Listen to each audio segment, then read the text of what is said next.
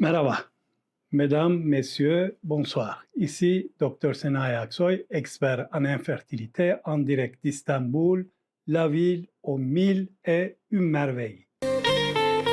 Sous les étoiles à Istanbul, les rêves dansent sous la lune, les minarets. Vous savez, Istanbul, c'est un peu comme un utérus, un carrefour de civilisation, un lieu de rencontre, un berceau de vie. Et aujourd'hui, on va parler de ce qui se passe dans cet utérus et plus précisément des fibromes et de leur impact sur la FIV. Alors, imaginez un peu Istanbul avec ses collines, ses vallées, son Bosphore majestueux qui serpente entre les continents. C'est beau, n'est-ce pas? Eh bien, un utérus sain, c'est un peu pareil. C'est un paysage harmonieux, un environnement propice à l'accueil d'une nouvelle vie. Maintenant, imaginez que sur les collines d'Istanbul, on construit des bâtiments de manière anarchique, des excroissances qui défigurent le paysage, qui bouchent la vue sur le Bosphore, qui gênent la circulation. Vous voyez où je veux en venir? Eh bien, les fibromes, c'est un peu comme ces constructions indésirables dans le paysage utérin. Ces excroissances de chair qui se développent dans l'utérus sont certes bénignes. Pas de cancer à l'horizon, Dieu merci. Mais comme les constructions anarchiques à Istanbul, elles peuvent perturber l'harmonie, gêner le bon fonctionnement et, dans notre cas, compliquer l'anidation de l'embryon et le déroulement de la grossesse. Un fibrome, ça peut être petit, comme un pois de chiche sur le grand bazar, presque invisible, sans conséquence. Mais ça peut aussi devenir gros comme un dôme de la mosquée bleue, et là, ça commence à poser de sérieux problèmes. La FIV, c'est déjà un parcours de combattant. Ajoutez à cela les fibromes et ça devient la croix et la bannière. Pourquoi? Parce que ces petites choses, selon leur emplacement, peuvent gêner la collecte des ovules, empêcher la fécondation, compliquer l'implantation de l'embryon dans l'utérus. Et dans les pires de cas, ça peut même provoquer une fausse couche. Dieu nous en préserve. Imaginez un énorme fibrome juste à côté de vos ovaires. Comment voulez-vous que votre médecin récupère les ovules? Impossible. Ou alors imaginez un fibrome qui tapisse l'intérieur de l'utérus. Où l'embryon va-t-il s'accrocher? Nulle part. Vous voyez le topo? Ces fibromes, c'est comme des bâtons dans les roues de la FIV. Une vraie course d'obstacles. Attention, tous les fibromes ne se valent pas. Si vous avez des fibromes intramuraux, c'est-à-dire dans l'épaisseur du muscle utérin, ou sous-muqueux vers l'intérieur de l'utérus, qui déforment la cavité, ou pire, des fibromes intracavitaux, directement dans les cavités où l'embryon doit s'implanter. Alors là, je vous le dis franchement, vos chances de grossesse en FIV sont sérieusement diminuées. C'est parfaitement logique en effet. Imaginez un peu la scène.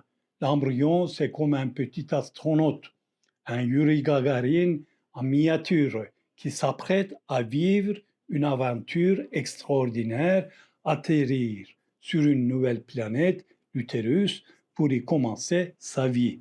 Sauf que voilà, cette planète, elle n'est pas toujours accueillante. Parfois, elle est toute cabossée, pleine de reliefs inattendus, un véritable champ de bataille.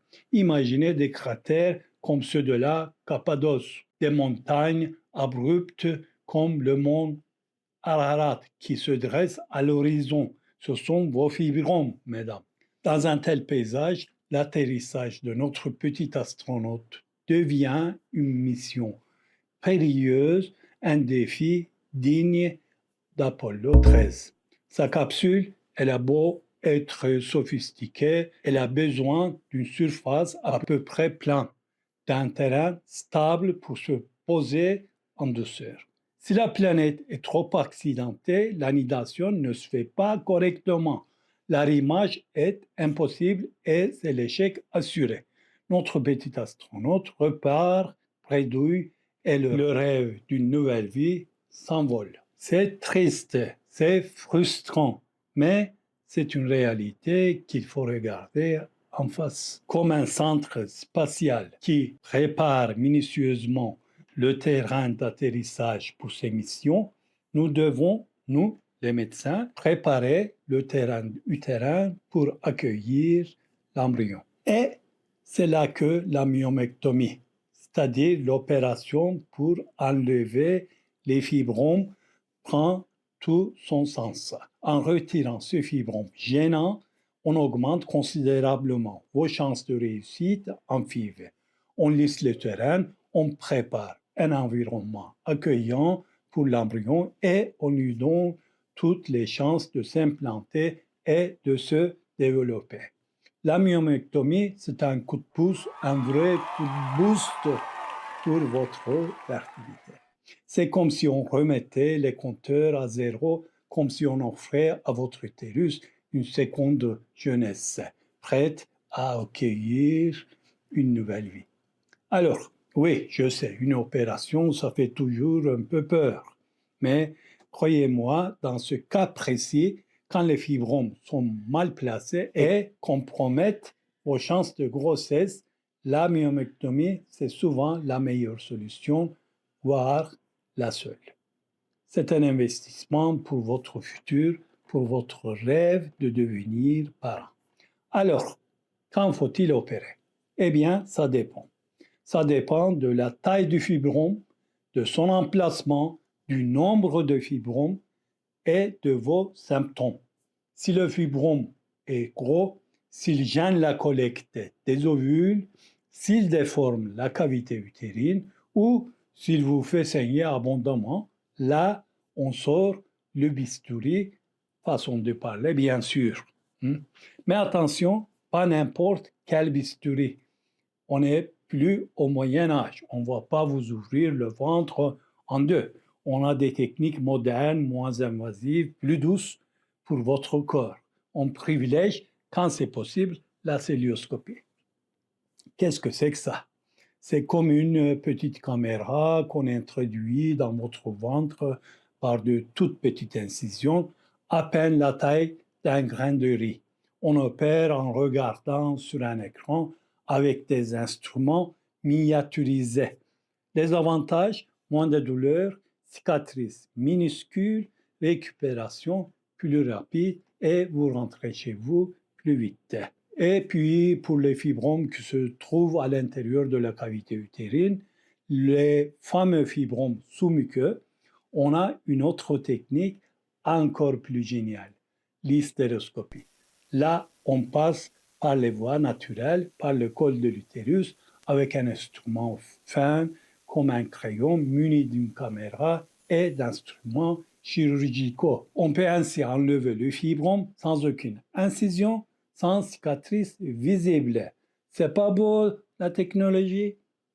Bien sûr, dans certains cas, quand le fibrome est vraiment énorme ou mal placé ou trop nombreux, on est parfois obligé de faire une chirurgie ouverte classique qu'on appelle la laparotomie.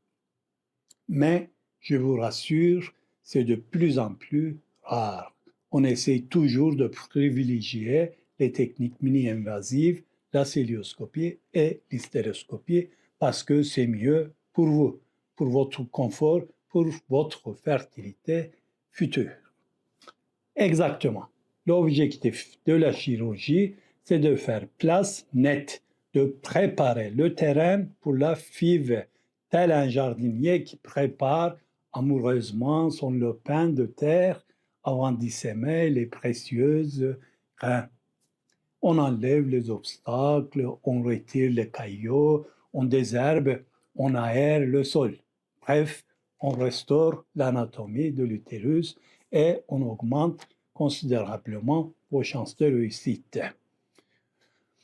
N'oubliez pas, chaque cas est unique. C'est pour ça qu'il faut bien discuter avec votre médecin.